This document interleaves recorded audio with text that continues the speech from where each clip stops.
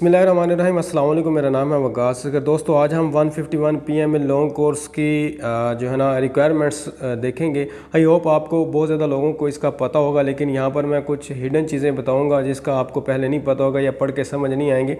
तो इससे क्या होगा कि किसी दोस्त की मदद कर सकते हैं जो कि पूछते हैं, या अपने बहुत ज़्यादा सवाल जो है ना वो आपके पूरे हो जाएंगे। और PMA में पूछ भी सकते हैं रिक्वायरमेंट्स के हवाले से कि आपने पढ़ा नहीं था या किसी से सवाल करते हो कोई सवाल, तो वो आपको यही कहेंगे कि आप किस तरह के इंसान हो, आप अप्लाई करने से पहले वहाँ पर रिक्वायरमेंट्स ही नहीं पढ़ के आए।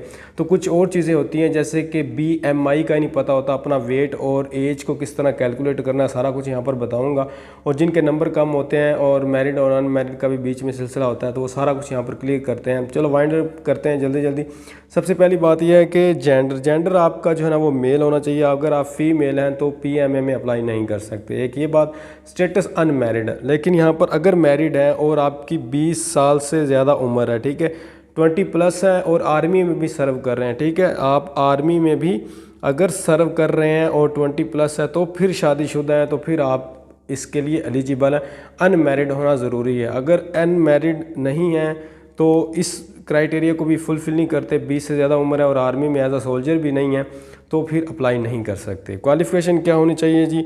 इंटरमीडिएट होनी चाहिए। इंटरमीडिएट से मुराद FA FSC यानी कि 12 साल कोई भी तालीम होनी चाहिए। उसके बाद मैं बताता हूँ कि कितने % मार्क्स होने चाहिए। 2 ईयर की ग्रेजुएशन, मिसाल के तौर पर आपका BA BBA जो भी 2 साल तालीम भी हो तो भी अप्लाई कर सकते हो। 4 साल ग्रेजुएट हो तो भी अप्लाई कर सकते हो। लेकिन आप बताता चलूँ, जिनकी इंटरमीडिएट होती है तो उनकी जो एज होती है ना वो जी 17 to 22 होनी चाहिए। जिन्होंने इंटर की होती है यानी कि 12 साल जिसकी तालीम होती है, 3 मंथ उनकी रिलैक्सेशन होती है, यानी कि अगर आपकी 22 साल और 3 महीने जो है ना उम्र है तो भी अप्लाई कर सकते हैं। और अगर 16 साल और आपकी तकरीबन 9 महीने उम्र बनती है, 3 महीने कम है, तो भी अप्लाई कर सकते हैं इसमें, ठीक है। ये तो हो गया ये। 2 ईयर ग्रेजुएट में ये होता है कि आपको 1 साल की रिलैक्सेशन मिल जाती है। 17 तो 23 साल हो जाता है, यानी कि 17 से 22। लेकिन अगर आपने 14 साल तालीम हासिल की हुई है तो यहाँ से 17 से 23 हो जाएगी, 1 साल आपकी रिलैक्सेशन हो जाएगी। लेकिन इसमें 3 मंथ की रिलैक्सेशन नहीं होती। 23 साल की उम्र है तो अप्लाई कर सकते, 17 से 23 साल के दरमियान। अगर 4 साल है तो फिर आप क्या कर सकते हो, 17 से 24 साल तक जो है ना वो अप्लाई कर सकते हो, अगर 24 साल तक भी है। हाइट जो है वो 5.4 और 162 सेंटीमीटर 162 सेंटीमीटर होना बहुत ज़रूरी है।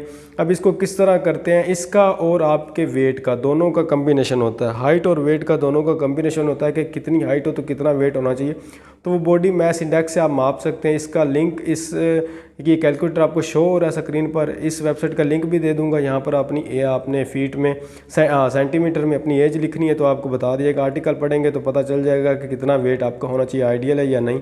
एज का मैंने आपको बता दिया। मार्क्स के पे बात कर लेते हैं। 55% लोगों के मार्क्स, आपने अगर इंटर किया तो 55% आपके मार्क्स होने चाहिए। लेकिन अगर आपने 60% BA यानी कि 2 साल BSc BBA BPA, तो अगर इसमें 60% है इन 14 साल की तालीम में 60% है तो 50% इंटर में होंगे तो चल जाएंगे। अदरवाइज़ इंटर में कितने होने चाहिए FA या FSC में, तो वो 55% होने चाहिए। तो BA BSc BBA BPA इनमें अगर 60% हैं तो 50% भी अगर इंटर में आया तो चल जाएंगे। उसके बाद आर्मी सर्विंग सोल्जर जो होते हैं उनके अगर 50% हो इंटर में तो वो अप्लाई कर सकते हैं। अदरवाइज़ आप सिविलियन जो है वो 55% पे ही अप्लाई कर सकते हैं। जो लोग होप सर्टिफिकेट पे अप्लाई करना चाहते हैं पार्ट 1 में 60% उनके मार्क्स होने चाहिए। कोई बात पूछने वाली है पूछ सकते हैं।